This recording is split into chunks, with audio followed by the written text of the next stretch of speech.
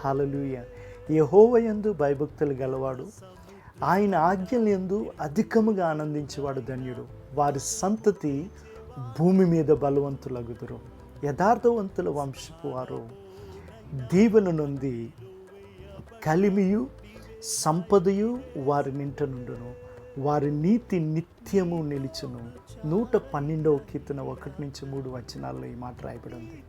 అందుకే అపోస్తలుడైన పౌలు ఈ మాట చెప్తాడు, శారీర సంబంధమైన సాధన కొంచెము మట్టుకే ప్రయోజనం, కానీ దైవభక్తి ఇప్పటి జీవ విషయంలోను రాబో జీవ విషయంలోను వాగ్దానముతో కూడిన అయినందున అది అన్ని విషయంలో ప్రయోజనమగును. తిమోతికి రాసిన మొదటి పత్రిక 4:8 రాయబడి ఉంది. కాబట్టి కలిమియు, స్థిరమైన కలిమియు, దేవుడిచ్చే దీవెన మన ఇంట్లో ఎల్లప్పుడూ ఉండును గాక. ఆమేన్.